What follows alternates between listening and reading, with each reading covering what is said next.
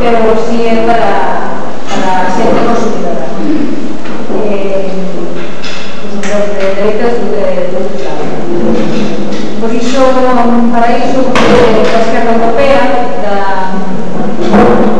o grupo de salida na Comunidade Europea, organizou este evento, o grupo de Rodrigo e Lidia de grupo, non sei o que máis correcto, pero para que nos expliquen un pouco a temática que agora mesmo está en o resto, agora é sempre, pero agora máis que nunca, que ten tanto conflito e problemas. Entón, para isto, traemos a persoas moi indicadas para o tema. Primeiro lugar está Ramón Zendán, que era para mí Isabel Vilar, pero parece ser que unha doenza de entrevista non pudo ser, entón pegou o seu sitio Pepe Ramón, que di que chama así na súa... Non practicar. É unha empleada de Tabachá, de Abadí, é traballador do Sindicato Lamego Galego, membro da Executiva Nacional, participou activamente nas movilizacións contra a Organización Mundial do Comercio e contra todo tipo de movilizacións laborales, creo que leva toda a vida na punta da manifestación. Vai explicar por ele, logo digo cando vai pasando o currículo de cada un. Claro que é Buenas tardes a todos. Bueno, non é que seña o meu referente principal, pero podríamos empezar aí un par de frases destas que dicía neste caso Gandhi, que máis ou menos viña que a terra tiña suficiente para cubrir as necesidades de todos, pero non lle chegaba toda a capacidade da terra para dar trabalho ás ambicións do esposo. Entón, bueno, pois eso é así, e eso pasa prácticamente con esto do capitalismo máis salvaje que non salvaje, pois en todos os aspectos, pero si lle damos unha pequena volta, digamos que os recursos naturales, esos recursos naturales a alimentación, pues digamos que un trato das venas que recorre todo o noso organismo, por tanto, pues debía ser un tema vital, debía ser aproveitado para cubrir as necesidades de todos e non para cubrir as ambicións dos poucos. Pero o tema do medio funciona como a función dos poucos máis que para cubrir as necesidades de todos. Entonces, como funciona o mundo toda a alimentación, sobre todo o mundo que conocemos, pero tamén o resto, e o origen a inseguridade alimentaria, que non é seguridade.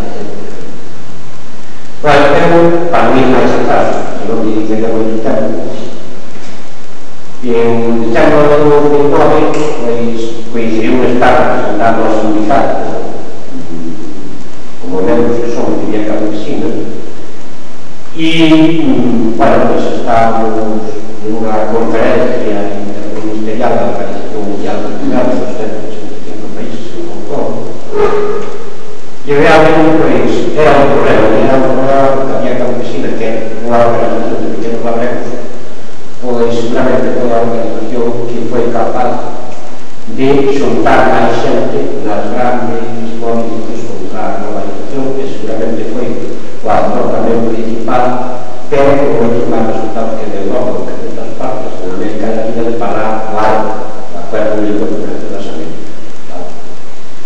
Ali había máis ou menos 3.000 personas desplazadas de todo o mundo que era Hong Kong, que é un espacio, un paraíso fiscal, un espacio comercial, digamos, labrego, etcétera, etcétera, e discutíase a liberalización internacional, o comercio mundial, os 6 puntos principales, industria, servicios, etcétera, é como punto máis importante, máis discusión que incluso os propios países e as propias multinacionales que non hai difícil de chegar a acordo, é o tema da alimentación e os mercados, nos queren disfrutar grandes países.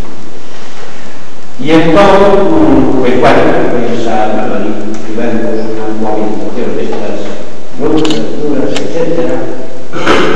E dicía a María Multinacional que os gobernos que lle deixara, que non fixeran a cosa, e lle deixara a eles viajes para liberalizar, porque liberalizaban a esa responsabilidade.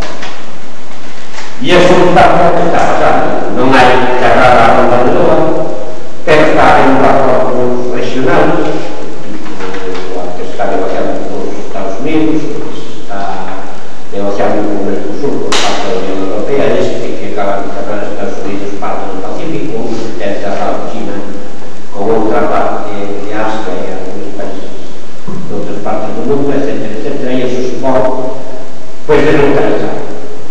Supón que creemos un mercado mundial e que desplacemos alimentos a 5.000 km de distancia, cando se podes ter ao pé da casa.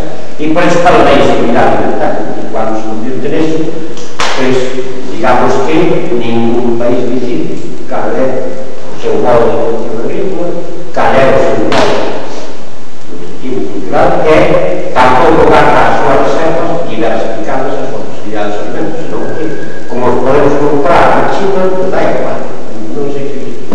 Ahora, non é a situación igual en todo o mundo, porque as imaxes de países que non teñen que poder comprar, aquí estamos acostumbrados a unha determinada maneira, pero con determinados cambios xeoestratégicos que probablemente se darán se non temos, digamos, unha base de seguridade alimentaria ou de soberanía alimentaria, se o completo, pois nun futuro non sei de que tempo, tampouco quero ser profeta, pois podríamos ter problemas alimentarios. Entón, como funciona isto dos acordos comerciais e tal? Digamos que os acordos comerciais, a primeira cousa é que significa que estes aspectos non vale para nada votar e en principio non é elegir goberno, porque en principio quedamos que firman agora tenen as súas soberanías e os acordos e están por riba de todo tipo de tribunales e acordos poden impedir algún, pero teria que ir limitado con moito máis valor e o que vale ter, porque se dice que logo poden firmar, logo internacional, logo hai que adaptar a legislación dos países e esos acordos internacionales. Entón, desaparecen os aranceles na fronteira e as empresas pasan a decir, como eu teño leite de calquera parte do mundo, ou eu teño agua de calquera parte do mundo, ou eu teño cereal de calquera parte do mundo, e ao precio do mercado mundial, a empezar a renovar a casa, todo pasa a ser un mercado mundial. Entón, hai países que non poden producir porque non teñen recursos, e hai outros países que non poden producir porque hai demasiado caro. Excepto os países ricos que poden sempre apoiar de outra maneira e ter unha base na solución que é de producción. Entón, eso funciona así, é dicir, deixamos de pintar nada ciudadanos, deixamos de pintar as institucións que nos representan e pasan a pintar, digamos, pois os grandes grupos financeiros e de inversión que son que obtenen, digamos, as accións mayoritarias dos grandes distribuidores e dos grandes transformadores. E iso é como funciona este momento. Entonces, bueno, temos unha situación derivada disso en Galicia que temos un desequilibrio. Galicia neste momento ten, non o sei exacto, cerca de 1.000 millóns de euros ao ano de déficit comercial, da balanza comercial agraria, que é deficitaria, que vendemos fora. E o que compramos a fora da administración, pois teríamos unha balanza comercial desfasada unha cantidad nova de supercarga. O cal, esta é unha inseguridade para os que era un equilibrio comercial a ser posible, o máis diversificada posible para a nosa alimentación cercana, nutritiva, de calidad e culturalmente adecuada, que sería parte da soberanía alimentaria. E, en todo caso, o que, digamos, que hai sempre unha cantidad de grandes e pequena posible que sería un cachito de sobra para comprar un cupón. Aquí, en plan, como é a alimentación, tiene que ser un plan con cooperación e non un plan de mercado, porque a alimentación debería estar fora cosas están máis clases de mercado. Podría haber máis a alimentación, se ya non sea algo que pasa con as pequenas, os grandes, os pequenos, os sitios, e debía ser algo super controlado. Bueno, en toda a alimentación, como va a estar? Xente escoita falar na universidade que se pagan os prezos de costes, pero preguntarás por que pasa isto. Vale, iso pasa porque nós temos un mercado único agora, entonces non é un mercado europeo, non hai un mercado galego, non hai un mercado español, por tanto, a Unión Europea exporta o 15% máis ou menos do líquido que produce, por tanto, é sedentaria a Unión Europea. Cando paradas no mercado español é deficitario, o galego é sedentario respecto ao español, pois non estamos falando disso porque a legislación dinámica que pertenece ao mundo ten un contexto, ten un mercado único e que ese mercado único é sedentario, é a primeira. A segunda cuestión é que eliminar, mediante estes acordos, toda a legislación de oferta e demanda. Había unha legislación de cuotas que tiña moitas dificultades, que creou moitos problemas en Galicia, en el caso da Unión Europea, pero era unha legislación de control da producción, de alguna maneira, digamos, de intentar controlar a oferta e a demanda para poder aumentar o equilibrio, neste caso, incluindo as exportacións. Derivados destes acordos comerciales, as firmas todas que se van facendo, eliminan, liberalizan, deixan sin efecto esta regulación por parte de demanda, deixan sin efecto tamén certa intervención que había para corregir cuando os precios baixaban de determinada cantidad, había unas contingentes que podían intervir a Unión Europea para tratar de crear precios. Por todo isto tamén lo elimina, unha práctica que era un encanto con simples, prácticamente non representan nada, e entonces, pues, os grandes operadores comerciales poden subir ou baixar os precios, e a decisión destes a xente produce máis ou menos tamén. Se interesa ter un excedente, provocan, e que a mí se interesa baixar un pouco, pois baixar. Para provocar, vai a falta para subir, vai a falta pouco tempo, o que tamén está empezando. E entonces, que pasa? Que especializase a produción, que chega un momento en que, bueno, pois outras producións que había especializadas van desaparecendo, pasamos ao modo de produción capitalista montana desde os anos 60, 70 para aquí, e entón temos unha especialización en determinadas comarcas de leite, que se vai a ver, pois, primeiro, seríamos máis dependentes a nivel alimentario, na balanza comercial, segundo, desaparecería a base productiva de las comarcas e quedarían pechadas, pues, por prácticamente parte da montaña ou parte de outros sitios que non teñen de alimentaría na granja. Por cada, a relevada das familias que viven no tempo, en outros casos, pues, están coa soga económica, pero cando hablamos de soga económica non é que perder a comida de exportación, sino que muchas veces pues, hai créditos, etc., e poden perder a exportación, a casa e todo o resto, como queremos a nivel global, cando se perde o traballo e hai unha serie de hipotecas ou comunicacións. A segunda cuestión é que seríamos a Galicia un país casi desiertas, aproveitar os seus recursos, distribuindo a actividade que hai, etc. E esa é a situación que se dá. Bueno, vamos para o tema das movilizacións. Tivemos unhas movilizacións pois bastante grandes, e dentro disso, pois, participou unha parte da xente importante, que xa non se movilizacións durante o tempo, e logrou un papel social, polo menos, bastante importante, vale? E logo nas partes movilizacións, como aí tamén participaba como apoio de empresas, participaba como apoio da base social que ten na Galicia, e Galicia ten un país a determinados niveles un pouco esquizofrénico, porque era el país que ten todos unidos sempre a iso, entonces juntamos os sindicatos da Galicia, os sindicatos da Galicia, con cooperativas que tal, entonces paísimo así, onde se ponen en cuestión tamén os sindicatos, en algúns momentos das movilizacións, todo este popurri, pois parecía que o goberno era administrado, os sindicatos eran os administradores, non sei se. E iso tamén, polo que eu teño entendido, en a queña do sindicato agrario que se dá en outras, pois vive do aire e recibe de todo. E, bueno, tamén me pode dicir teníamos tantos cargos, aparte de cobrar as cuotas dos homens e cobrar os servicios, traballadores do sindicato non chegan a 1.000 euros por mes, que aparte teníamos esas persoas ninguna cosa a nivel representativo e social de técnico e tal. Bueno, entonces, cal alternativa é? Bueno, a primeira alternativa sería que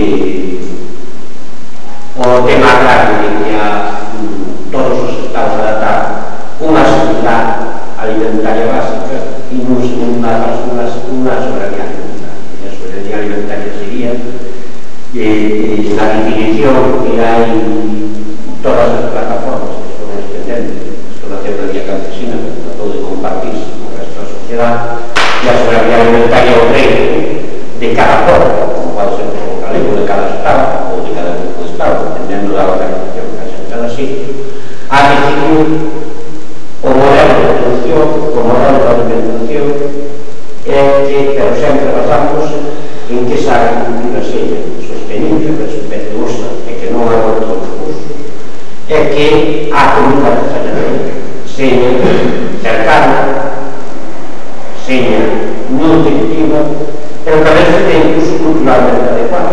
Porque hai moita xente que fala que os chinos teñen que comer leite, e non come leite, e non come leite, a base alimentaria do arroz, teñen que sustituir a arroz en Castilla. E outra cousa que me draga, cando me draga as urdes, pois o tema de produtos industriales de leite, collarías mexicanas, adecuado, pero ainda así, pois, é moi pouco, que de feito, toda a xente anda en un momento que van a comprar a deixar as exportacións de China, non va. Que se a nos ambió, pois nos dá, eu que sei, pois, un tipo de sal, que non son os sapos clásicos aquí, pero que é a familia, e os sapos máis engordados, industrialmente como se come en Corea, por exemplo. Seguramente, en primeiro lugar, non nos vai grasa, non sei se que culturalmente non é o que está igual alimentariamente, non sei se é como non, pero, tal, ou se nos dan arroz todos os días solo, uns días unhas verduras e unha pequena salsa de leite, que cando non é salsa de leite, se está ben arroz, pois igual non é o noso modo alimentario, e entonces podei culturalmente asociada, pois pareceme que é, e de feito se está definida para toda a región, na Vía Campesina tal, para as eleccións de todo o mundo, pois pareceme que hai uns temas relevantes, a parte fundamental, efectiva, sostenible e tal.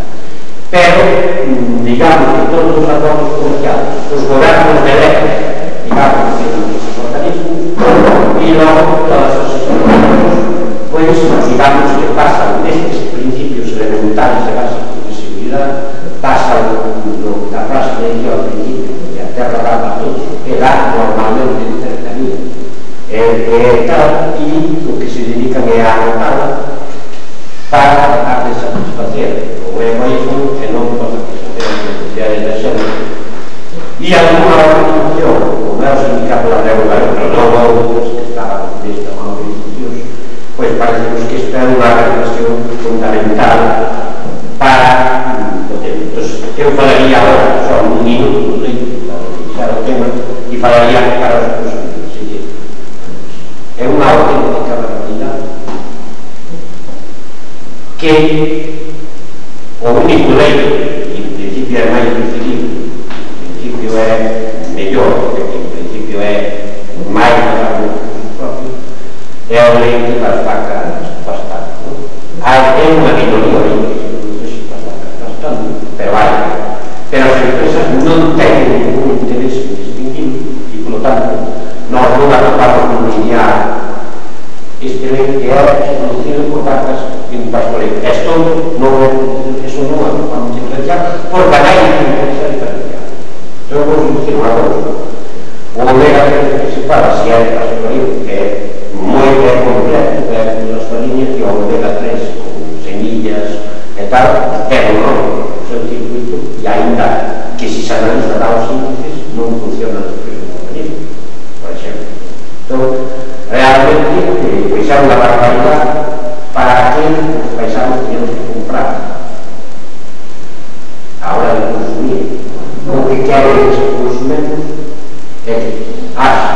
que barra é para menos barato igual para a roupa de marca ou sin marca, pero realmente non foi a ver. Realmente, se eu fora, diría que todo o leite tiene que ser un pastoreo para todo o leite. Pero ainda así, non sei, debería ter a posibilidade de elegir. Eu creo que realmente, si queremos ter leite de pastoreo, hoxe en día, e ao mellor dentro dunha temporada de trabalho, e un leite que hai, que pode ter garantía de pastoreo, ou incluso algo que hai, non hai, algo que hai, pois sería a clase de un curso, un leite inteiro, que se llama un leite, ainda que vale, no todo, aproveitase máis. E vedendo a mitad, aproveitase máis, efectivamente, que se é antigo, e é para os que temos seguramente, pois podemos matar, a parte del leite, etcétera, etcétera, que seguramente, incluso pagando un pouco máis caro, a parte que paga o Consello Regulador, máis cosas, etcétera, seguramente incluso sería máis barato. Non estou dicindo que todo o mundo faiga ou que ir a facer, pero só é a pincelada, se despois sale no debate algo, e tamén como tratan de engañar a xente, que isto tamén pasando así no traballo, no sentido de que temos que tratar de desvirtuar todo o mundo que ven para tratar de que todo seja igual, que xa non hai mentira de nada, que todo vai ser igual, para que queremos un modelo de agricultura sostenible non efectivamente adecuado, porque eso non interesa a ningún gran distribuidor, e menos aos fondos estos que intentan basarse nas materias primas para sacar a rentabilidade, para trabalhar a plata. Realmente, agora na construcción, pois hai unha limitación en futuros de produtos básicos. Para iso inventado tamén nos contratos e tal. E logo, por último, a cual este goberno ministerial que se aguardar a la filosofía de que hai que ter un precio sostenible, pero logo a ver, para crear as soluciones aprobadas, e vale, un galego que abre unha subvención cambia por menos de 24%, 300 euros, hasta 10.000 máximo de explotación, e hasta 27 centros. É unha non de dereito a 31 334 tal. Por qué? Porque a explotación que poñemos como modelo de energía é unha explotación que se alimenta, digamos, con un cambio, todo o contrario. Si ten carga de energía, que é que se crea seguramente na zona pequena, aos claros de Vice, na de Sarricuela, na de Extremadura, ou na de Saltarmocales, digamos, só que casi tanto por os objetos, que ter panela e unha producción de leite, en teoría basta e as respostas máis ou menos sostenibles.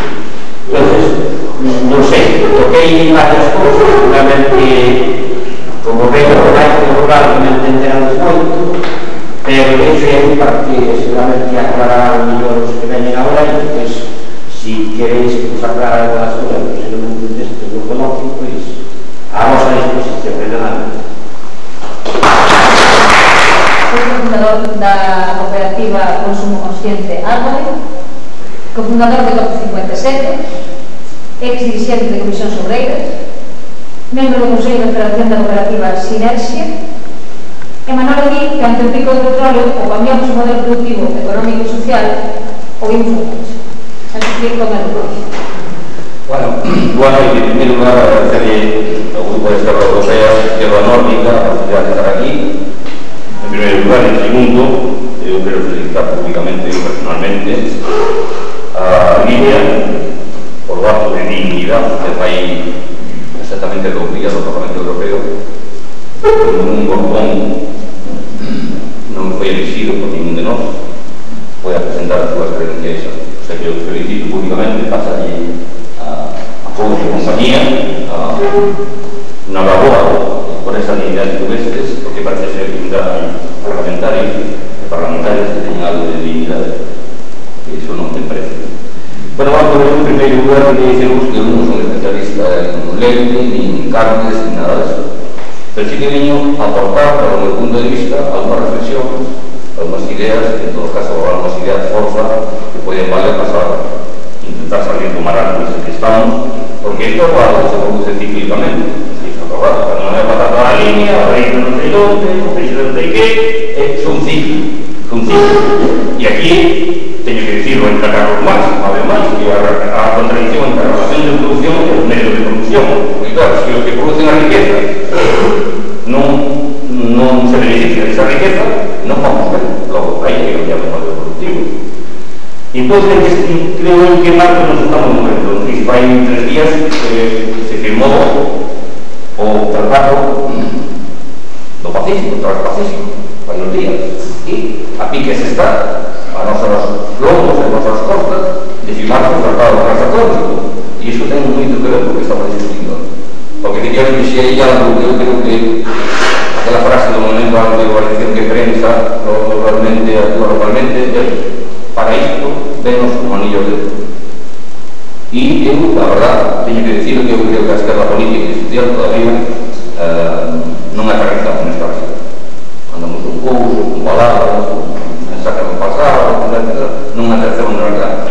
Porque, digo sempre, temos unha arma na nosa mano, unha ferramenta que todavía non descubrimos.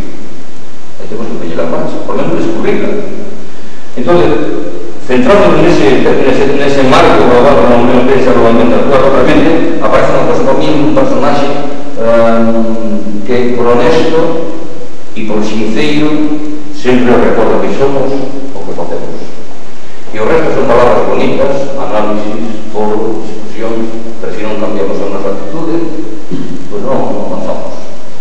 Entón, eu quero felicitar tamén aquí públicamente unha iniciativa que se vai a presentar públicamente o Comité de Autor en Galín, que é o rural imaginario e o futuro por vir, donde, desde o meu punto de vista, Galicia, sobre todos os medios de producción básicos, primarios, como é o forestal, como é o mar, como é a ganadería, a agricultura, temos que facer un parque estratégico a 30 ou 40 anos.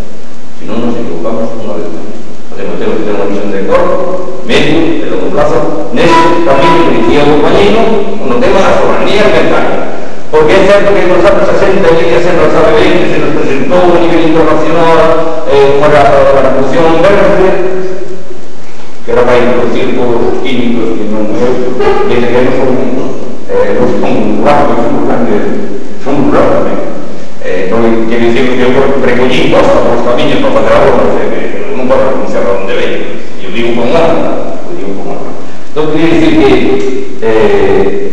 felicitar a esta iniciativa e que podedes participar, porque aí no Iguales, que en outubro hai un encontro organizado por un profesor da Unidade da Universidade de Compostela, que aí se va a abrir un lado moi interesante do punto de vista económico, do punto de vista social, do punto de vista cultural, medioambiental, etcétera, que hai que ter un exemplo de estas cosas. Cando eu falo de un proxecto estratégico de 20 anos, eu vou a ser corto, porque tamén me interesa máis o debate e a atención que vou a fazer aí. Seguimos. Somos comentei eses ciclos, esas crisis típicas que padecemos en los sectores primarios, tanto la presta, la agricultura, la ganadería y compre, pues, poner más elementos en medio de la mesa.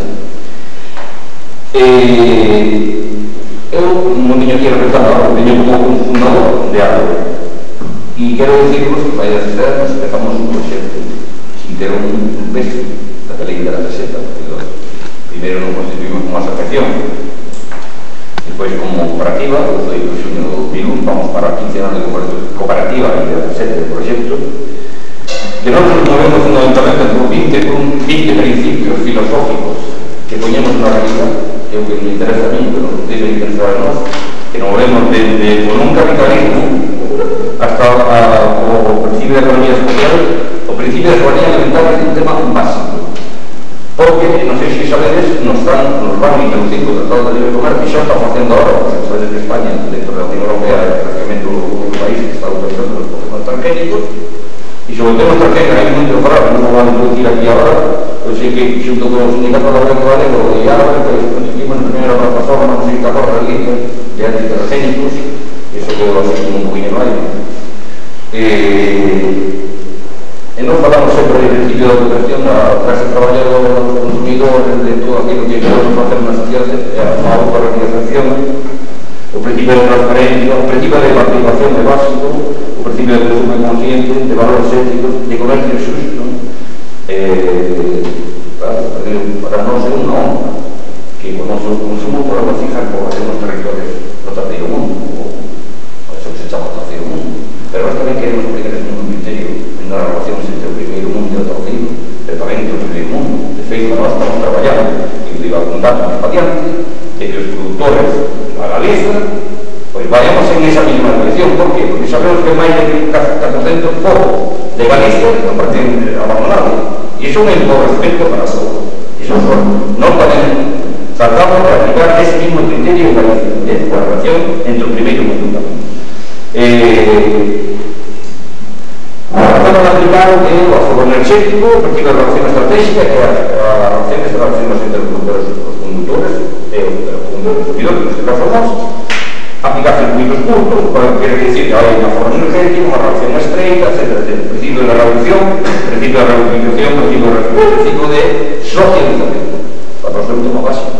Se vos falaba de cargas humanas antes, a contradicción entre a relación de producción e medio de producción, para nós é un tema básico.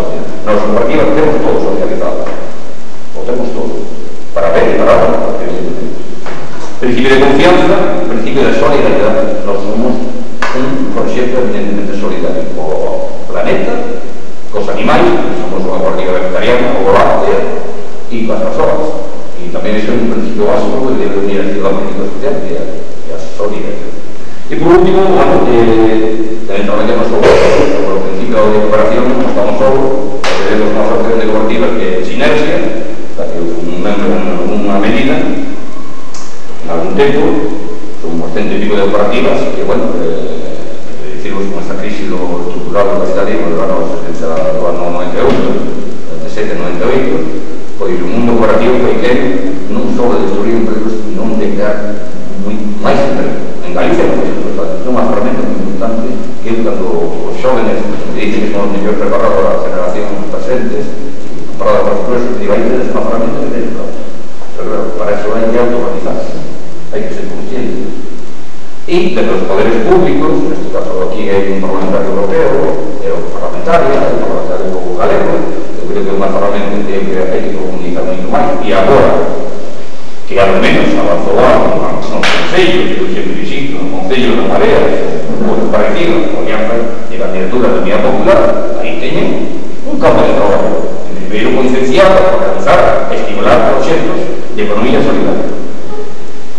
Ahora, por ejemplo, bueno, en este momento somos máis de 430 familias que constituimos a cooperativa, con esos clientes, amigos e amigas que mercan, bueno, pues, os datos que temos no 2014, pois un volumen económico que nós aspiramos non a ser unha gran cooperativa, sino aspiramos, como decía Monte Tún, que grazan 1 millón de flores, grazan 1 millón de cooperativas, eso sí, que traballar coordinadamente, en común, solidariamente.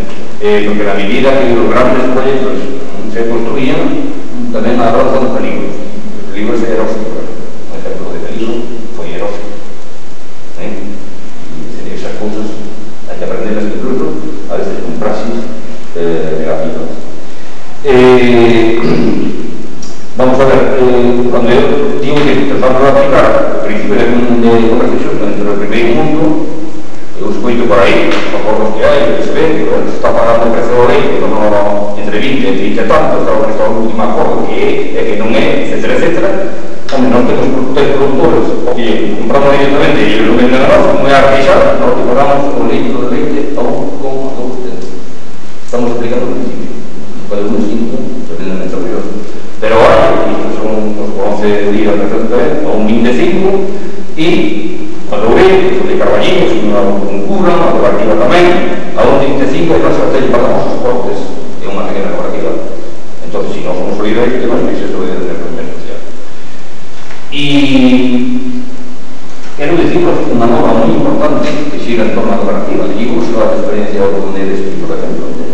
Vamos, este 9 de agosto, 60 pequenos productores de Momarta, pois se xuntaron, son de agricultura, de horta fundamentalmente, pois constituye un sistema participativo de garantía que é pues bueno, que se reúnen, son pequenos, o Consello, sabes, o Consello Obraio, o Consello Regulador Ecológica, a veces con certas trabas, incluso económicas, para acelerar, dar muchísimos problemas, se autoorganiza, se controla a súa propia producción para que eses criterios respetuosos con o medio ambiente, etcétera, ecológicos, biodiversos, que se ponen de acordo y constituyen unha asociación entre ellos solventar a partida como un sello que ellos un sello que estamos falando de outra cuestión, pero estamos falando de todo o que se queda. E iso ten que ver coa soberanía alimentaria. Eu non quería introducir aquí, cando decía o pico do petróleo, temos que estar preparados para que o petróleo deixe de existir e limitado. Tenemos que empezar a cumplir desde ahora sociedades racionales, porque si no tenemos a cuchilladas con todo por el tema de los recursos. Entonces tenemos que empezar a articular en ese sentido. Y por último, no sé si por ejemplo ideal, eu traía a colación aquí, y personas que conocer perfectamente, hay un proyecto cooperativo que se llama Feira. Bueno, puede ser discutible, como se quiera, pero es un proyecto, una viabilidad de datos de 2013 que tenían en nuestra página web, pues bueno, recolleron 1,2 millón de litros de leite, un volumen de negocio en 2013 de 114 millones de euros y empleo a 210 trabajadores en una comarca en torno a Compostela, Amos y la otra. Bueno, pues que por todas eso usted dice, bueno, es mejorar, pero puede ser una vía, puede ser una herramienta, porque claro, se fala do grupo do Alto Gallego, de eso que, como se articula, como territorio, que nivel de realidad se establece, como se organiza o personal, aquí que se trata es de construir a democracia, en ese sentido. Se trata de construir un poder popular.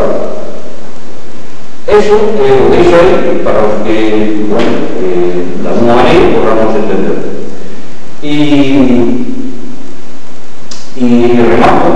remato, así que empecé falando de Gargano, remato con un escritor, como me conocedes, que entró en Machado, republicano, que decía que no hay camino, o camino se vai andando. Iso que nos toca a nós, non a mesa, sino a todos, descubrir e andar o camino. Isto foi a miña exposición.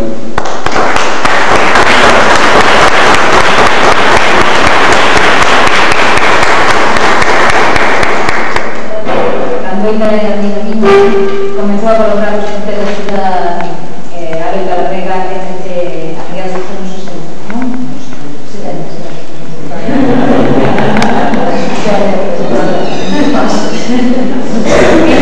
Desde Cáceres, durante o Congreso de Fusións Labreiras, foi responsable da Administración de Finanzas.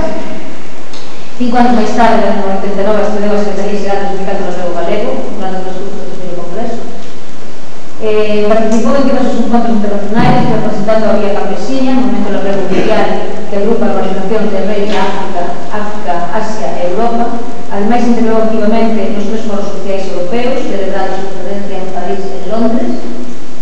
No ano 2014 presentouse como candidata ás eleccións europeas el 5 de maio por Alternativa Galega Esquerda, sendo elegida deputada. Lidia Serra ten defendido amplamente no Parlamento Europeo o dereito das gandeiras e dos gandeiros de leite a vivir dignamente no seu traballo e na súa terra. E aí, bueno, pois moitas gracias, Marga. Eu estou moi contenta de estar aquí neste foro porque me parece que non se pode desvincular o que está pasando na agricultura, non se pode desvincular o sector labrego e o sector que son as mudadas. O modelo por onde nos conduciron foi iso, a ir minando o medio rural e que a xente se fora concentrando nas cidades, nas vilas e sobre todo nas cidades importantes, e incluso a nivel de modelo de producción do leite pois fixeron unha cousa un pouco parecida, non? Foi hacia unha política onde tamén se foi eliminando explotacións leiteiras e foi se concentrando a produción de leite tamén nunha franja moi concreta e nunhas moi poucas comarcas do país, non?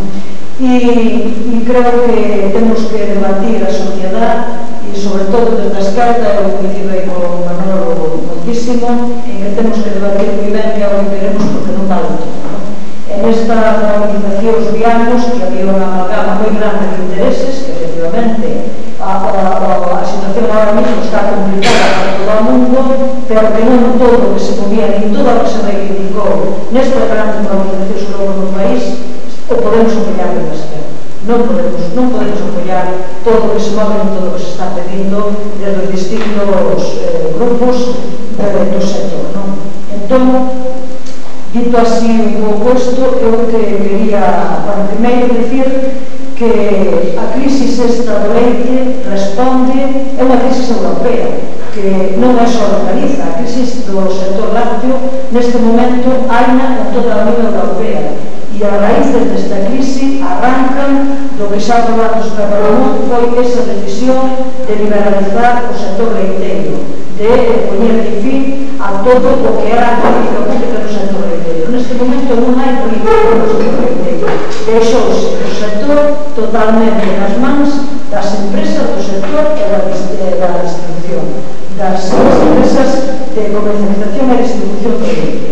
Entón, pois, eso está levando a estas crisis que estamos vendo, donde se dá, por un lado, unha sobreproducción grande, que xa falou de Ramón, porque o problema é que a Comisión, o Consello e os partidos políticos que están sustentando hoxe o goberno da Unión Europea, que son o Partido Popular e a ala autora conservadora, o Partido Popular, os reformistas e conservadores e os liberales e demócratas, que é ese gran arco que constituye o Parlamento Europeo a nivel de política para o sector agrario, están sustentando tamén ese modelo liberal que o que fai é abandonar absolutamente todo a protección do sector e o que fai é poñer o sector nas mãos das grandes industrias.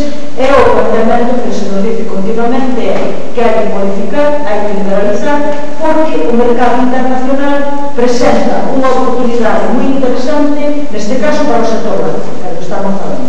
Bueno, que pasou? O que eso levamos dicindo desde hai 30 anos. Desde hai 30 anos levamos dicindo eso. Que está pasando desde hai 30 anos a nivel do sector da brega e do sector leiteiro? Está pasando que están desaparecendo cantidad de exportacións labregas, porque se está traspasando a produción e o valor económico desa produción, intentando traspasalo a grandes empresas de produción tamén. Entón, neste momento, en Francia, hai unha batalla moi interesante, a Confederación Paisana e moitas organizacións da sociedade están intentando impedir que se instalen granxas de vacas en Francia. Por qué?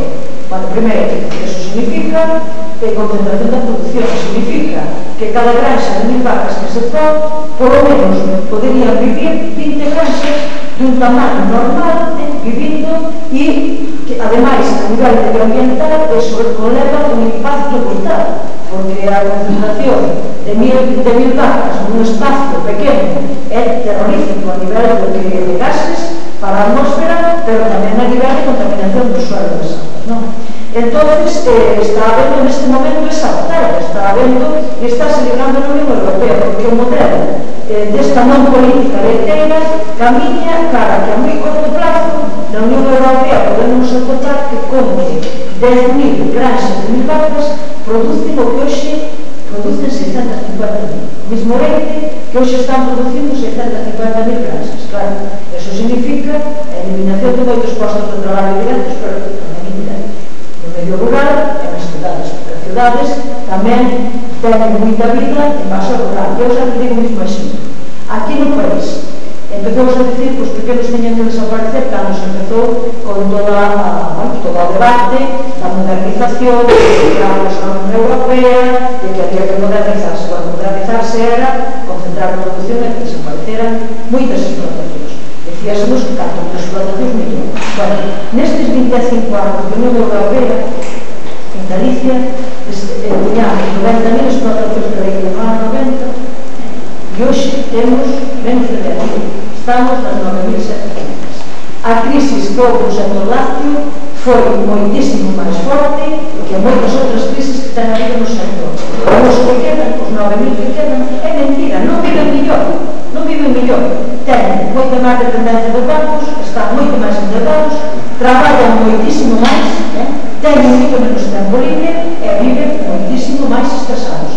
É verdade que hai un sector que fixo dinheiro na produción de leite e hai un sector que, ao mellor, ainda neste momento está facendo dinheiro, pero tamén é verdade que a gran maioría está nunha situación de moitísima dependencia, nunha situación de moito traballo, de menos tempo libre e nunha situación onde, ademais, se está vaciando o seu entorno cada vez que van menos incluso para cooperar. É difícil que podan, por exemplo, ter maquinaria en común ou facer traballos en común porque cada vez quedan menos. Cada vez hai menos posibilidades de cooperar entre eles. Non digo de facer cooperativas, simplemente de cooperar, estou falando. Porque as cooperativas despois é outra historia, pero xa a cooperación que houve toda a vida nas aldeas estás desmontando, pero por eso, porque non queda xa menos. Despois, claro, vamos a un modelo totalmente dependente tamén de produción, dependente do negocio da alimentación animal. Entón, claro, aquí veus unha situación onde se organizou o país, nos sitios eucaliptos e outros pinos, se forestaron as terras agrarias e hai unha dependencia tremenda. Pero que estamos comprando? É que estamos facendo o que estamos comprando para o estamos comprando soia nos países do sur, co cal estamos hipotecando a base territorial para alimentarse os povos do sur. Por eso a fame desaparece. E por eso a pobreza sigue aumentando, porque estamos hipotecando as terras e hipotecando o dereito a producir dos países do sur. Eso estamos vendo parte para convertirlo en excedentes e para decirnos aos produtores e produtoras de aquí que hai moitas oportunidades no mercado mundial, pero eso sí, temos que producir a 18 técnicos, porque para producir no mercado mundial hai que baixar precio. Entonces, todo o criterio tamén do mercado mundial, a produción se paga tirando abaixo de todo o precio, por eso se pode hai que traballar máis para ganar o mismo ou incluso menos, non? Entón, eso é o que estamos. E que nos están dicindo? Que nos está dicindo a Comisión? Que nos está dicindo o Consello? Que nos están dicindo os gobernos? Aquí, tal igual, o goberno Boteca e o goberno PSOE, o modelo é o mismo, que defenden a nivel agrario. Que nos están dicindo? Que hai que seguir esa línea. Que hai que seguir esa línea. Bueno, pois claro, se despois de 30 anos isto é un auténtico fracaso a nivel social, a nivel de destrucción de postos de traballo e a nivel da calidade dos alimentos que temos no mercado, que eso non vou decidir, que xa falou tamén Pepe Ramón, xa falou tamén Manolo, un pouco de todo eso, pois, e ademais que nos creer que non hai alternativas, que sí que hai alternativas, e nós, o sector está planteando alternativa con todo, por eso tamén decía ao principio que non toda a que se movía desde a esquerda é apoiable, pero sí que hai un sector que representa aquí no país o Sindicato do Agro Galego e un sector dos produtores e productores da fila, que están planteando alternativas totalmente viables, totalmente constructivas, solidarias, co sur e que permiten vivir dignamente do traballo. E aí é onde nos quer entrar. Entón, nós necesitamos dar moito traballo social, facer moitas actividades como estas, para que a ciudadanía diga que tamén ten que opinar na agricultura, que ten interese en opinar na agricultura, non é o mismo que se faga de unha maneira que se faga de outra. Diga tamén como quere, quen quere que produza os seus alimentos, porque ahora mismo estamos totalmente mal de mercaderes e vai igual, cando vamos ao supermercado a comprar hai outras marcas diferentes, pero que hai dentro é bastante homoxéneo e é prácticamente todo o mismo, porque é verdade que hai moito leite de pasto ou algún leite de pasto, moito non, por desgracia, pero que vai mezclado con todo o outro, porque non hai o que decía antes, pero non me vou estender nisso. Entonces, eu creo que o fundamental é pelear para cambiar esta política agraria, esta política leiteira, e pasa por volver a ter política pública. Necesitamos unha política leiteira pública, pasa por reducir a produción. Europa non pode seguir aumentando a produción de leite, hai que reducir a produción de leite aos niveles do consumo da Unión Europea. E estas aventuras todas de exportar, o único que fan é meter aos productores nunha facilidade tremenda, estamos vendo, nunha facilidade tremenda, e estamos arruinando o sur tamén. Entonces, esa política para a alimentación non vale absolutamente, non a podemos nin apoiar, nin conseguir. Outro factor fundamental para o leite é repartir a produción. Hai que repartir o dereito a producir, hai que repartir o traballo tamén no medio rural. Hai que repartirlo e permitir que se instalen outra vez moitas explotacións de tamaño humano, as explotacións que conocimos de toda a vida, que unha persona traballando nun horario normal poda manexar esas vacas, un número de vacas manexable nun horario normal e con un precio que cubra os costes de traballo de producción. Por eso ten que volver os precios ser o centro do debate da política agraria. Eso abandonoso totalmente hai anos. Ten que volver ser o centro da política agraria, que é o modelo. O modelo de producción é fundamental. E neste país temos terra, temos clima para producir pastos e podemos producir forraxes. Por cal, o modelo de producción ten que ser en base á terra. E eu creo que esas son as claves para definir unha nova política europea no leite e que debería tamén establecerse aquí. Aquí non lle interesa para nada. Eu non me vou meter no planteamento da Xunta, que o todos saben moito máis que a mí, que leva ali varios anos esperando con eles. Pero eu, como diputada do Parlamento Europeo, nunha ocasión que nos reunieron ali na representación permanente española, temos estado o goberno español ali, a ministra, planteamos isto, por suposto, eu presumindo de que o Estado español ya tiña totalmente feitos os deberes, que aquí paráramos os reis humanos, pois xa se viu como o goberno foi, non?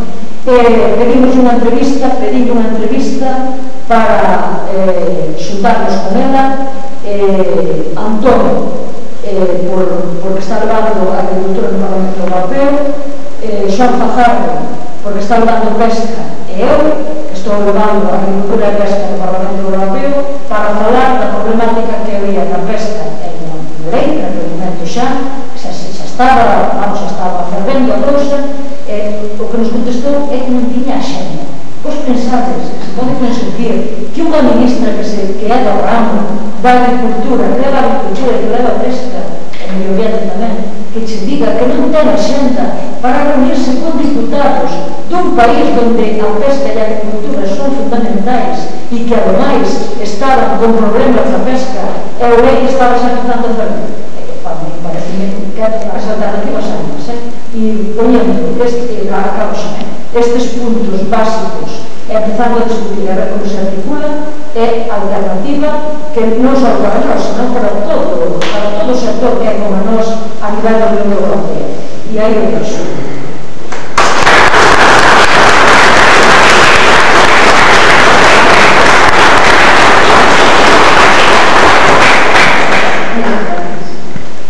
Ben, agora, María dos Sánchez García, enxeñeiro técnico en Xardinaxe e Horticultura pola Escola Politécnica de Lugo, dedicouse á produción hortícola ecolóxica en Bergondo. Membro do Sindicato do Laurego Galego, foi coordinador nacional do sector da horta entre o ano 2006 e o 2008, formando parte da Asociación Nacional. Foi membro da Xunta Directiva do Grupo de Desenvolvemento Rural de Mariñas e Betanzos como representante do sector agrícola e foi concelleiro en Bergondo. En 2012 foi candidato da alternativa a esquerdas eleccións do Parlamento de Galiza pola provincia da Coruña e foi elegido diputado. En a actualidade é tamén coordinador nacional de Bergondo. E entón, que sabe do tema, que o goberno de Feixóo non pode seguir actuando como se Galiza fose unha comunidade autónoma calquera, xa que o sector lácteo do noso país produce o 40% do leite do Estado e un sector chave da nosa economía é fundamental para crear o goberno do rural. Pois moitas gracias. Marta, gracias a vos por estar escoitándonos. Pepe Ramón e Lidia sabe moito máis que eu deste tema, moitos máis anos, pero eu darei a miña visión, porque me parece interesante facer actos como este en cidades, non? Onde que podría parecer que non é os sitios non hai que fazer, pois nós precisamente creemos que, tal como está o rural e o agro, é preciso unha alianza entre o agro e a cidade. É preciso reequilibrar o país entre a cidade e o rural, e é preciso tamén unha alianza entre os labregos que producen alimentos e os consumidores. Non hai unha lógica que diga que se un labrego percibe menos precio por un alimento, por o leite neste caso, ao consumidor que vai a sair máis barato. Eso sempre é mentira. Cando eu lle digo a xente o que costa o que lle pagan os produtores todo tipo de alimentos no supermercado, pois a xente queda ca boca aberta, patacas, tomates, por lo tanto creo que é beneficioso ter esa alianza, e ademais é necesario porque, como dixo Lidia, que hai unhos anos había 90.000 ou 100.000 explotacións de leite, agora hai 9.000. Cada vez é un sector, o rural e o agro, máis débil e que precisa de alianzas co urbano para poder facerlle frente a un sistema que ao final acaba precarizando aos traballadores do agro, pero tamén aos traballadores da cidade, e que marcha cos beneficios para as grandes multinacionais.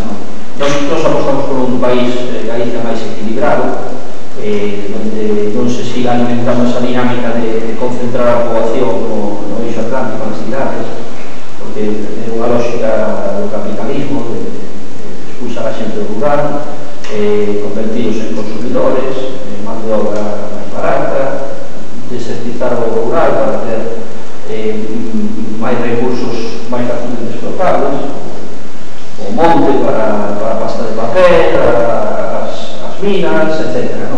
É unha lógica que xa se dá no propio capitalismo, e a que aquí non se lle fixo frente, se potenciou. Agora hai máis do 70% da poboación está nese eixo atlántico, e nós creemos que hai que volver ao rural, por moitas cousas que decía Manolo tamén, un novo modelo menos dependente da enerxía e dos combustibles fósiles. Hai que volver ao rural. Ben, hai unha situación do rural, antes de falar do leite concretamente, en Galicia, que é derivada destas políticas das que falaba, donde hai unha situación de abandono, de desertización, de envellecemento moi preocupante.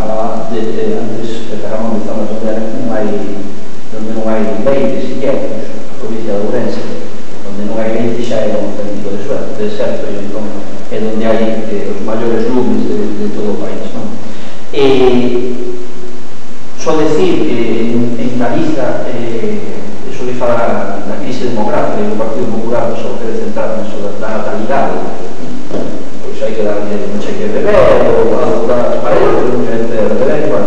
Galicia perdeu nos últimos 7 ou 8 anos unha media de 1000 habitantes cada ano. En media cada ano perdeu 1000 habitantes. Pois as provincias da Coruña e de Pontevedra neses anos non perderon habitantes.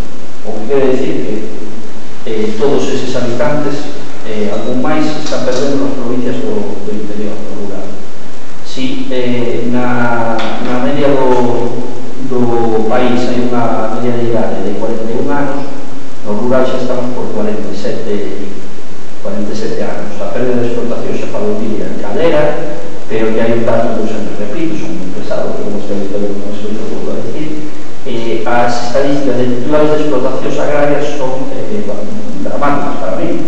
Os que queremos creer que hai oportunidades para traballar no agro, o 60%, 59% dos titulares de explotacións agrarias teñen 60 ou máis anos, e menos do 5% teñen menos de 40 anos. O que quere decir que nos próximos 5 anos pois vai haber o peligro de que se xubilen, se non queren seguir traballando máis, un 60% de titulares de explotación.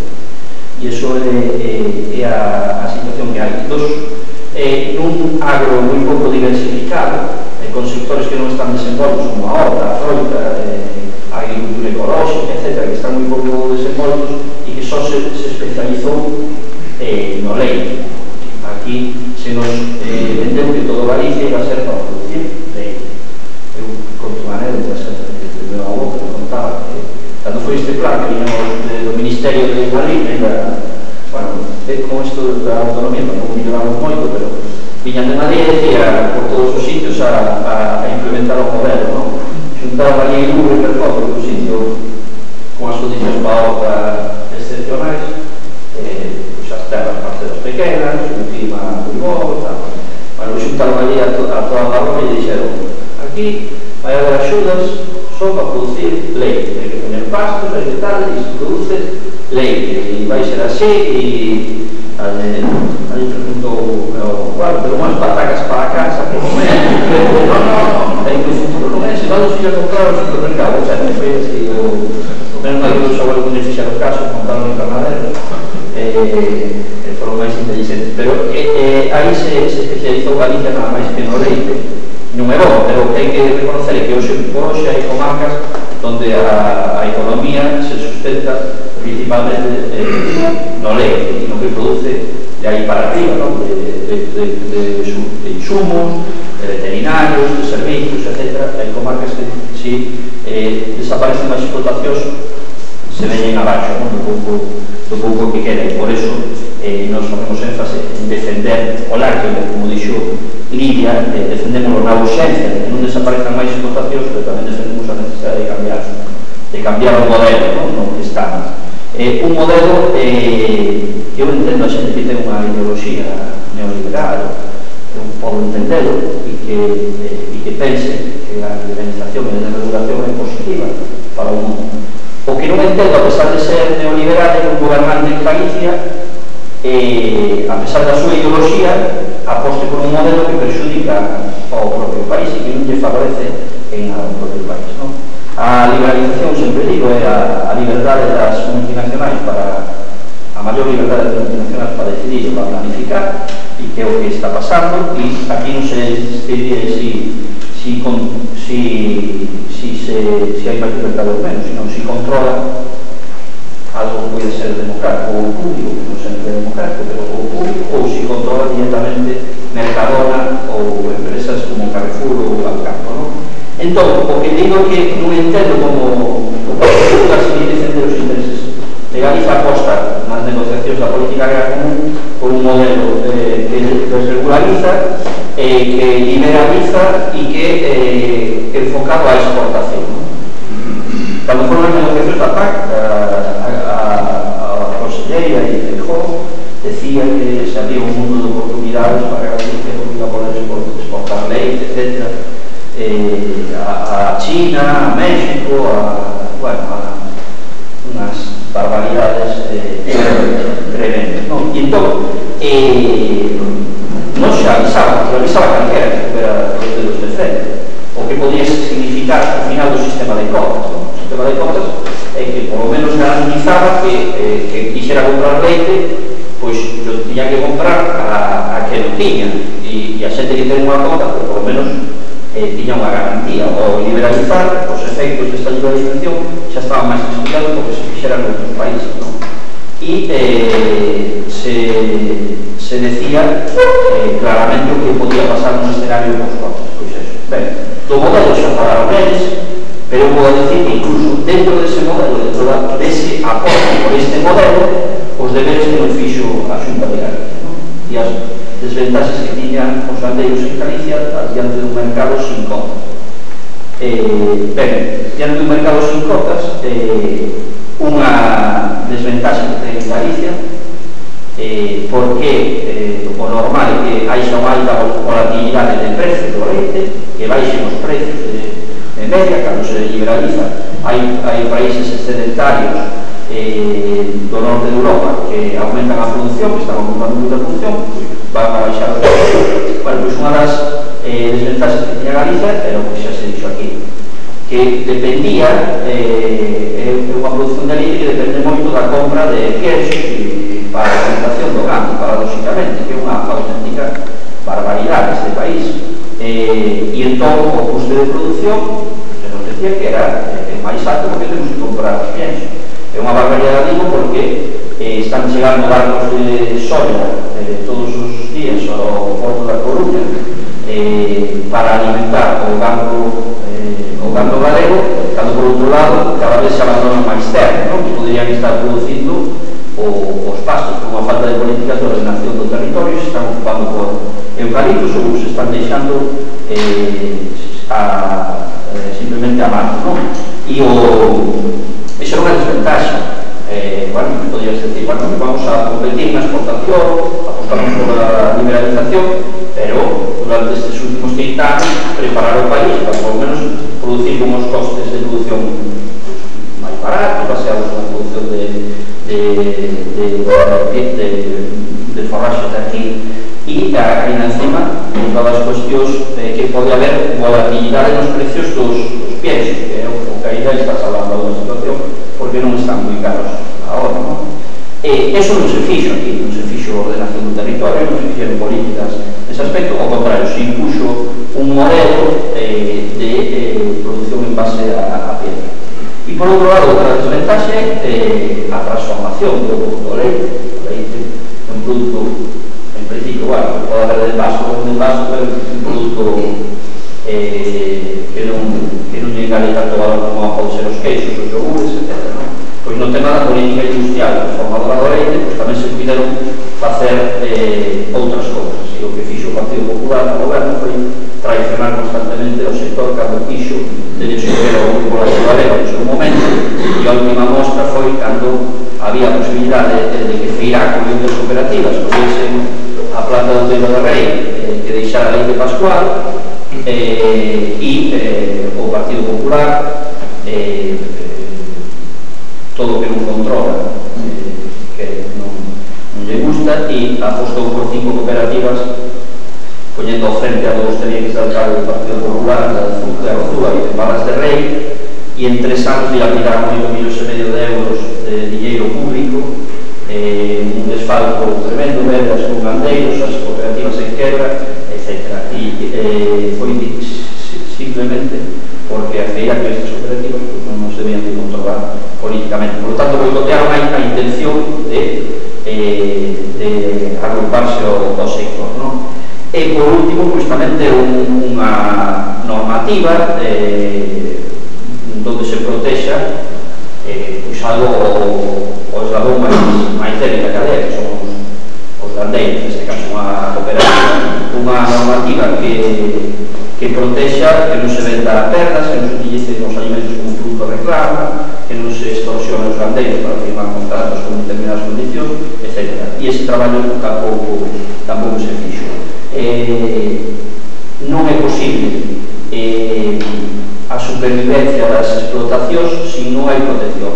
Se como sociedade non decidimos proteger as explotacións, porque as explotacións no mundo capitalista non teñen moita máis rigidez que o que exige moitas veces o mercado. Unha explotación costa moito montada, costa moita inversión, pero costa moito que o país decidimos invertir moitos millóns de euros como se invertiron nas explotacións, hai un millón de euros que protexan eso. Non se pode deixar ao mercado a decisión de que fechen ou non fechen a explotación, porque, por exemplo, agora Mercadona está facendo un proxecto de producción dunha granxa, unha macrogranxa en Aragón, pois pode decide poñer 2.000 vacas a producir e deslocaliza a producción, e aquí poden pechar 100 granxas as que antes se compraban. E, por lo tanto, incluso apostando dentro dese modelo, a Xunta non fixo os deberes. Hai unhas axudas que non son a solución para nada. Esas axudas, e encima se quere vender que é un sector super subvencionado, é mentira, non é un sector super subvencionado. Alcoa, que produce aluminio e ten 2.000 traballadores, cobra todos os anos da nosa factura da electricidade 150 millóns de euros sin nadie ni nada, e máis empresas que están moi subvencionadas e teñen esa impresión a sociedade que parece que denuncia que están pero ainda así non é a solución. A solución é un precio digno. Ben, pois, como se dixo antes, se fai un decreto de axudas donde a Galicia se considera que por encima de 24 céntimos os gandeiros galegos non perden dinheiro, e en cambio un gandeiro andaluz por baixo de 31 céntimos perde dinheiro.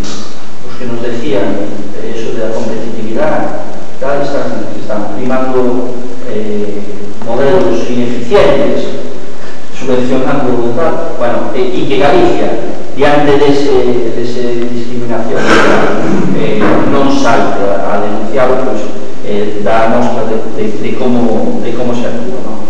Por tanto, a nosa posición cando foi a crise deste leite era a urxencia que non se pecharan as exportacións de momento, pero a medio e longo prazo, como aquí se dixo, é imprescindible cambiar o modelo para ter un rural vivo aquí. O libre mercado non nos soluciona eses problemas, para ter unha boa alimentación o libre mercado non nos soluciona eses problemas, e aquí se trata de definir si como sociedade podemos ter a palabra para decidir que alimentos producimos, como se comercializa, como remuneramos aos traballadores, etc., como sociedade, porque senón o resto é ceder a nosa soberanía ás grandes multinacionais. Por tanto, ese eran os dous planos nos que nos traballamos. Cando Ixacaba, cando Lidia decía que non todo esa amalgama de xente que había nas movilizacións, pois nós queremos que a corto prazo,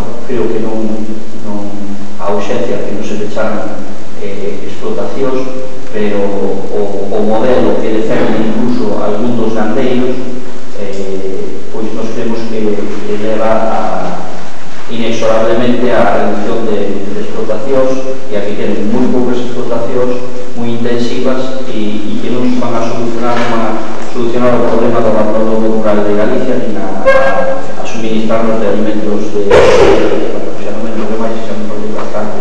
Agora as preguntas podemos entablar un debate moi grande.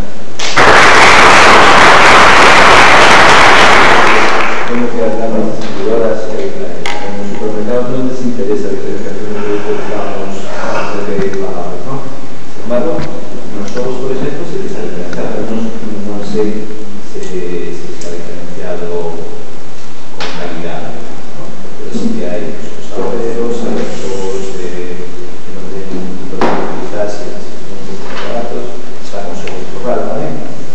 Supongo que eso a la industria de los huevos tampoco les interesa. No sería posible que la industria empezara por lo menos a caminar cara a una diferenciación de productos igual que se hizo en los sectores, porque como vieron que hoy día ha habido las zonas ecológicas, pero el consumidor medio urbano no para ellos. Bueno, ellos hay un poco, realmente. El coñazo que tú vas a poder, el consumidor medio no para ellos. ¿Por qué los ojos sí están diferenciados a ellos? Non sei se pode facer algunha reflexión sobre iso, pero a diferenciación do leite hai un problema, non sei. Bueno, hai o leite de pasto, que algún hai tamén, pero houve un momento que se debatía e quería plantear como alternativa facer unha denominación de leite galego, claro. Que é o leite galego? É a soxa que vende... E a única diferenciación que se podía facer, entendo eu, para garantizar leite galego, era o que decía Pedro Romantes do pasto, o tema do pasto. Pero a xente non interesa o pasto, porque tamén hai alianzas e tamén hai intereses comuns. Agora, antes falabas en feiraco. Eu, evidentemente, digo sempre que antes de comprar outro leite, que se compre feiraco. Agora, feiraco non vive do leite, feiraco vive do pienso que lle vende aos produtores de leite. E se o pienso se vai ao tacho, se hai pasto, feiraco, que ao final as cooperativas, nos deles, eu sinto moito ser tan así, tan clara, convertironse en fin en sí mismas, feiraco, o chiquito de feiraco pecha. Porque tuvaron moita suerte. Eu dixeno na dirección do sindicato, cando estaban peleando por a planta da Pascual, en Dedero, ao feiraco, a un compañeiro que estaba en feiraco, na dirección do feiraco, estaba na dirección do sindicato, e dixen, que suerte tuveste moita suerte, porque senón, a ver que vos iba a acabar indo a un vos como productores, porque os chiringuitos, é dicir, o tempo hoxe unha industria para controlar o tema do leite non controla nada no mercado do leite. O Grupo Lácteo Galego tiña moito sentido a principios dos 90, cando se planteou a iniciativa legislativa popular, porque ainda había outras dinámicas do mercado, non estaba tan avanzado este estas dinámicas actuales. Por un lado, había empresas galegas con base e con presencia no mercado, había unha base para facelo. Hoxe, desde o meu punto de vista, teñen que ser proxectos moito máis pequenos, moi enraizados na comarca, que se metan en aventuras dese calibre e o que se van ao trecho. E o de diferenciar, eu creo que teria que ser empezar a apoiar, de verdad, proxectos pequenos dese tipo, pero aquí tamén os surdo, tamén se encargaron desde as institucións de goberno de fundirlos. Que houve un proxecto cooperativo na Illa de Lugo que se chamou Mundigoleite, que quedaron ao longo con todo o que invertieron aí. Os productores, eu conozco xente que naquele momento o sindicato que se meteu a tirar para arriba por ese proxecto. Claro, despois non há nin apoio no mercado, nin axudar a introducir no mercado, nin apoio de ningún tipo, e tú é imposible que sobrevivas con toda a agresividade que teñen hoxe as grandes superficies e as marcas xa existentes. Entón, ou se parte con apoio político de apoiar esos pequenos proxectos ou as industrias, porque me interesa, non sei se tedes alguna opción diferente, pero sí. Entón, neste momento non la vai a ver un proxecto. A xente que intenta facer unha produción sostenible no toda esta zona tal e cual, ten moitísimas dificultades para vender. Hai casos produtores que producen como elemento e que dicen, o meu kilo de tomate ten que valer 2 euros e tipo porque nos costa e levar pagando o meu traballo a un sueldinho moi normal. E hai cuatro, como que di, e non teñen o dinero. E o problema é o que comentaba antes, se vais tomar vas facer moitas veces cursos con eles, non podes facer con o estrello 40, que é o dos 440, pero os meus compras o 40, ou sei que, pero agora poden ter uns tomates do que vamos para que vais a me comprar o que comprar os equipos. La cosa aquí, faccio merdine de nada. Se non è un paese, non è una comunità. Entonces, el problema es que necesitamos, digamos, darle integración y necesitamos que salgan con la seguridad, como decía, grande ley, una ley para encontrarnos los pasos. Si en un momento determinado la industria y la distribución debe ser preparada para el producto, pues hará proyectos pequeños e intentará para que no existe un mercado reaccionar. Ahora, como no pagamos eso, a sociedad de productores, eso de inducir a que se paga determinado tipo de necesidades, lo que se podía hacer realmente en un sentido es que ahora en vez de financiar cada vez que iniciaron la industria no mercado, que era abierta, podían financiar valor añadido, pero hasta ahí llegar valor añadido es un tipo de producción falada.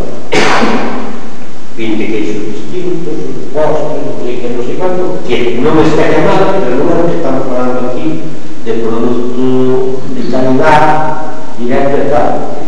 Cando cortamos a erva e a secamos, que é posible, pois é un complemento interesante, pero era un complemento interesante se estuveran no pasto para comer a erva.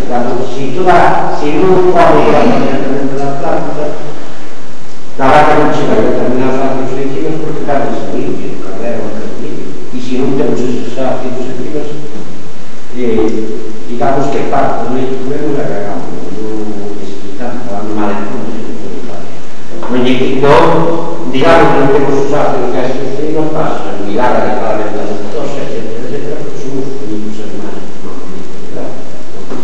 non vai falta, cando menos que es ácido, a súa divinidade, digerir, claro. Entón, por eso digo que vai falta toda un cambio que era algo que costa e que como non seríamos capaces de controlar, pero no modo de producción capitalista, pues leva a pensar que toca hacer pouco, e ainda que necesario sitio a sepas facer, acaban se metendo pola cabeza, é o que nos faz unha reputación de leite que produce leite e que vai comprar o supermercado. Hasta esa chegar. somos capaces de discutir un modelo y somos capaces en Italia, que é unha sociedade tan desestructurada como esta, e é unha sociedade que ten sempre complicidade como aquí. Se miramos as estadísticas de presión de Italia, vais a ver.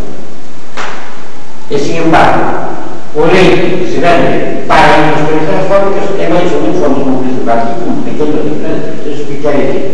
Pois que hai moito da ferroína de 6, 7, 10, 15 vacas que trata os consumidores. Están asociacións onde o productor e o consumidor están na mesma asociación e que dirección vale este tipo de leite. Canto vale este tipo de leite? Vale 2 euros, o que é desta maneira diferente. E a outra asociación que é da outra maneira, da outra, que vale un 50, e a outra vale un 20, non se ve, claro. E teñen un 15% da producción final agraria, que é la tercera, así. En África va a dar como 40%, claro que sí. Y en Galicia no llegamos a un 1%. Tenemos a idea de la ruta de cuando todos vienen a arriba de traer, y ahora en las siguientes se puede ver cada cual y algún que usted hace sus propios espíritus, pero alianza es para comprar cosas que saben tal y cual. Y es necesario cambiar el concepto, porque incluso hay una ciudad que vaya a un propio cuarto, y a las primeras veces pensé que ya se queimara así la pared. Por lo menos se dio cuenta que era primero, sí. Entonces, si tenemos un cuarto de eso, está que queimar, comprarlo en el supermercado, que ya no sé. Y entonces, pues bueno, nos guardamos de cuenta de cómo vamos a diferenciar el leite. Cuando se produce a soja ou cereal, tamén pode ser un pan. Imaginamos na naturaleza, a parte do costo de petróleo e tal, que primeiro produce, teño dado por aquí 90 anos, teño ido 700 km e 700 km seguidos de finca de suelo. Non ano último siglo, hai que tratar moitísimo porque non produce a grandes pesas. Acumúlanse, igual que cando metemos, se meteramos a vivir 40 personas no estadio durante moito tempo, pois a posibilidade de recuperación de infeccións é moitísimo, pero bueno, sí, pasa. Si a eso le sumas que no hay que insultar ni hay que almacenar, y el almacenado, si no se trata otra vez, fermenta, pican bichos, cascareas, todo. Con ahora tiene que usar porque, claro, non é máis que estamos a ver que é malo, pero ainda, digamos, o sistema de producción sanguíneo, o crecimiento tal, elimina parte, a terra das federais e tal, unha parte, para crear os patitas, pero que se vai a fazer todo, cada metemos un contenedor a robar, es lixo. É cambio almacenar, se vos mirar a diferencia de elementos que podemos ter nun alimento que se paga a para o niño, aquí pode ser, hai tamén proteínas vegetales, terra adecuada e unha carga adecuada, e animales vegetales, digamos, se pode ser máis de 8.000 litros por hectárea de estamos vale, e entón, para hacer todo eso, cando falaba de que consumir cercano e alimentario, hai toda unha serie de razóns que non é solamente a ideolóxica, non sei que pode parecer ideolóxica e tal, aparte do que consta o transporte, o gasto energético da contaminación, hai todas estas outras cuestións que non é posible facer. É máis fácil transportar carne porque non ten ese tipo de problemática, pero aí se pode transportar en cámaras, ten posta, hai que tratar todo ese tempo, pero aí podríamos ter a cultura da cadena de frío e crear bacterias para un sistema, porque é un produto que pode ser muito máis complicado que a bacteria normal. Pero por eso nos digo que o tema de cambiar o modelo había que interactuar moito máis, digamos que ser productores e consumidores interesados por ter un alimento sano de verdade, comercializado directamente, e logo que pode dar determinados pasos cando vexa que iso lle quita a cota de mercado, dar un 15% de cota de mercado, se non disfrutamos do logo. Non sei se me explico. Ahora, se non disfrutamos nada, mas de hacer como hacer un 6%, mas non estar tranquilo, se poder pasar a las cartas sin diversificar en pagar estos, y lo metemos todo igual, no podemos pensar que es malo. Pues ya primeira, a segunda, a terceira e a cuarta, totalmente, que a cuarta, a ronda, a costa chave, e nós vamos estar un pouco iso de cheio. Ya, e a nosa mención, saliu por aí. Vamos ver unha presentación da primeira vez como prima da lei, que era o comisario do Estado, o filho, a secretaria de Casa, que son os filhos de Noruega, ou depois o Romano, o Estado de la Unión Soberana, do Bazar, que foi o que introduciu a diferente esta política, como liberar as persoas de fascismo, e eu fiz revista austriaca, que a maioría era societal, pues presentou da seguinte maneira: nunha sala de abalas, en prensa, os representantes das organizacións, o Comité Consultivo de Parte de Desarrollo Rural, temos que adaptar o mercado mundial, temos que rebaixar aproximadamente un 25% inicialmente o precio do leite para empezar a competir con o mercado mundial. Desse 25% vou usar ese plano, vou usar unha subvención que nos cubra aproximadamente o 12%. E ao resto do dinheiro do está aí. Entonces, os ladrões entraron a recibir subvención. Por condiciones. Non sei se me expliquei ben, se entendeu. Os precios que tiñas un 25 e non un monto. E ao resto non. Por la tarde presentou a prensa europea, a prensa de Bruxelas, e dixo, vamos a dar unha subvención aos gandeiros porque vamos a fazer a produción agraria moito máis sustentable. Vamos a ter medidas de condicionalidade, vamos a estar contentas para ter os alimentos máis sanos, máis consumibles, etc. Mais internacionalizado, e os máis sanos é as asociacións patronales, o millo e tal, aquí, para saber como representantes que é. E ao que dixeron unha sala, fechada os medios de comunicación, e ao que dixeron a sociedade humana, outro, é que hai que ir a ser.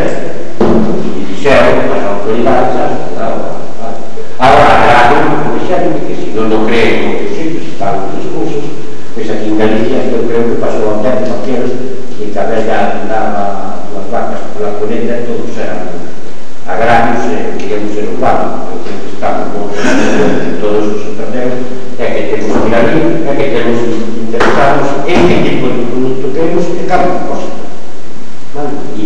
E se queremos unha maneira terá un coste, se queremos outra terá outra, e a veces, pois iso é o tema. E se o facemos ben, pagamos un número, podemos ir un pouco arrancar o que dicía. E o leite pode facer muchísimas cousas de outra maneira, e se compras un desnatado destes campos, podes facer unha uso a veces, tamén diría que